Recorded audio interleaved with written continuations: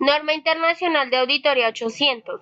Auditoría de estados financieros preparados de acuerdo con marco de referencia de propósito especial. La NIA 800 nos muestra las consideraciones que se deben tener en cuenta en el momento de auditar estados financieros de propósito especial, que son los estados que se han elaborado para satisfacer las necesidades específicas de ciertos usuarios de información contable. Pueden ser terceros o propios de la empresa. También nos presenta un marco de referencia de propósito especial que se realizó con el fin de permitir el cumplimiento de las necesidades esperadas por los usuarios respecto a la información. El auditor, al aplicar la NIA, debe tener en cuenta la aceptación del trabajo, la planeación y ejecución de la auditoría y la formación de una opinión y presentación del dictamen de los estados financieros. Requisitos: aceptación del trabajo. Se debe obtener un entendimiento del propósito para el que está preparando los estados financieros. Planear y ejecutar la auditoría. Para realizar esta consideración, el auditor debe hacerla de acuerdo con un marco de referencia de propósito especial. También debe reconocer qué consideraciones especiales se deben aplicar. Formación de una opinión y presentación del dictamen de los estados financieros. En el contenido del dictamen, el auditor debe dar una opinión que ayude al lector a la comprensión de lo que escribió. El auditor debe preparar este dictamen de acuerdo con la base integral de la contabilización,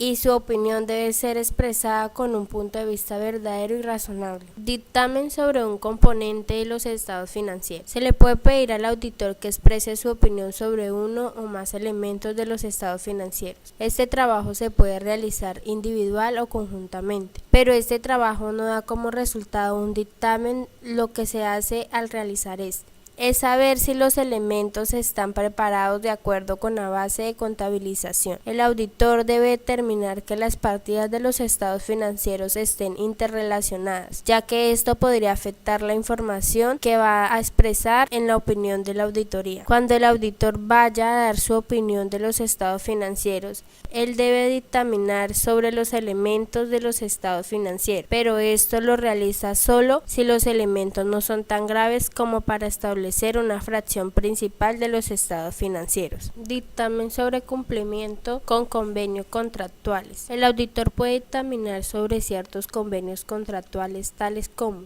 pago de intereses, convenio con préstamos, es decir, que cumpla con la variedad de tratos que se le implica. Para el auditor, dar su opinión sobre los convenios contractuales debe desarrollarse solo cuando los aspectos generales de cumplimiento sean asuntos financieros o contables dentro de lo profesional. Dictamen sobre estados financieros resumidos. La empresa puede resumir los estados financieros solo con el propósito de darle información a los usuarios de los puntos sobresalientes de la posición financiera. Los estados financieros resumidos presentan menos detalles, por ende se le advierte al lector que para una mejor comprensión de la posición financiera de la empresa se deben leer juntamente con los estados financieros recién auditados. Elementos básicos sobre el dictamen de los estados financieros resumidos. Título: destinario. Identificación de los estados financieros de donde se derivaron los estados financieros resumidos. Referencia a la fecha de los estados financieros sin resumir. Opinión respecto a la información que nos dan sea consistente con la de los estados financieros. Declaración o referencia a la nota dentro de los estados financieros resumidos. Fecha del dictamen, dirección y firma del auditor. En conclusión, esta NIA quiere proporcionar lineamientos y pautas al auditor de la ejecución y planeación de la auditoría, ayudando en el momento de formar una opinión profesional en el dictamen del propósito especial. Esta norma también le permite al auditor realizar el dictamen sobre